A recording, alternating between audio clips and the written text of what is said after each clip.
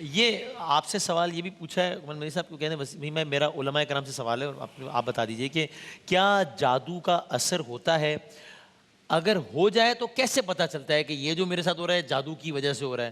اور کیا اس کا اس قدر بھی اثر ہو جاتا ہے کہ کسی رشتے کو توڑوا دے یا اختلافات پیدا کر دے؟ بڑا پیش آنے والا مسئلہ ہے، لوگ مطلب ڈسکس ہونے والا مسئلہ ہے اگر میں یہ شہر بابل کا واقعہ قرآن کریم میں موجود ہے، ہاروت و ماروت کا، کہ جو آئے تھے فرشتے اور وہاں کے لوگوں کا طریقہ یہ تھا کہ وہ جدائی ڈلواتے تھے میاں اور بیوی کے درمیان اسی جادو کے ذریعے سے. اس کا تو ذکر واضح طور پر قرآن میں ہے.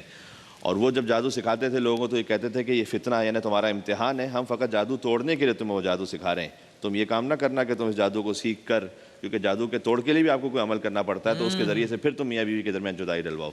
لیکن بہرحال وہ اس امتحان میں کامیاب نہیں ہو سکے. تو اس سے سمجھ میں یہ آتا ہے کہ جادو تو ہے، اس کی حقیقت ہے.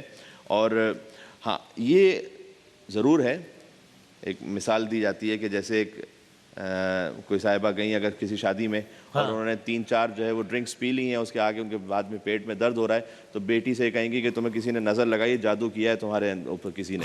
اس کا مطلب یہ ہے کہ تم نے جو 4 پلیٹیں ایکسٹرا کھائی ہوئی ہیں اس کو نہیں دیکھیں گی وہ کہ اس کی وجہ سے درد ہو رہا ہے، بلکہ کہ جادو کیا ہے کسی نے. تو اپنی ہر بات کو اس پہ تطبیق کر دینا کہ کوئی نہ کوئی جادو ہوا ہے، یہ مناسب نہیں ہے.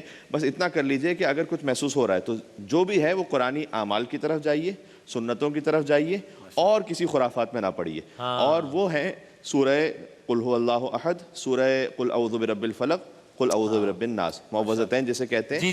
قل اعوذ برب الفلق من شر ما خلق ومن شر غاسق اذا وقب ومن شر النفاثات فی العقد ومن شر حاسد اذا حسد. صحیح ہے. تو اس کی تلاوت فرمائیے، اس کو دم کر کے پانی پی لیجئے. قل اعوذ برب الناس ملک الناس الہ الناس من شر الوسواس الخناس الذی یوسوس فی صدور الناس من الجنۃ والناس. وہیں یکاد الذین کفروا والی آیت سورہ قلم کی جو آخری 2 آیتیں ان کو پڑھیے. وہ حضور مکرم صلی اللہ علیہ وسلم پر نظر لگانے کی کوشش کی گئی تھی، تو اس کی بھی اس کا مطلب ایک حقیقت ہے.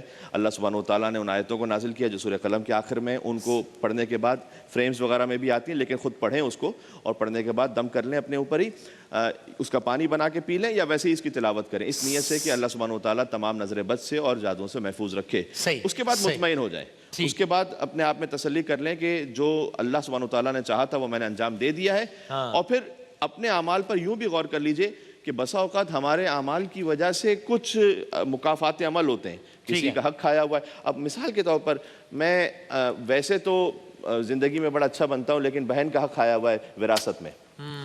مثال کے طور پر کسی اور پارٹنر کا حق کھایا ہوا ہے، قرضہ اس کو لے کر اور اس کے بعد ہڑپ کر گیا ہوں. تو یہ وہ چیزیں ہوتی ہیں کہ جن کے آثار کبھی کبھار انسان کی زندگی پر آتے ہیں، اور یہ اچھا ہے کہ آ جائیں اور انسان اگر متنبہ ہو جائے، ورنہ اگر آخرت کا جو عذاب ہے وہ تو اور زیادہ شدید ہے. تو یہاں اللہ سبحانہ وتعالیٰ کبھی کبھار تنبیہ کر دیتا ہے، انسان کو ہلا دیتا ہے. ان اعمال کو، حقوق العباد کو ٹھیک کر لیں اور یہ قرآنی اعمال انجام دے دیں. اس کے بعد مطمئن ہو جائیں کہ اگر جو جادو تھا تو انشاءاللہ حل ہو گیا، باقی ہے کہ پھر اللہ سبحانہ وتعالیٰ کا امتحان ہے.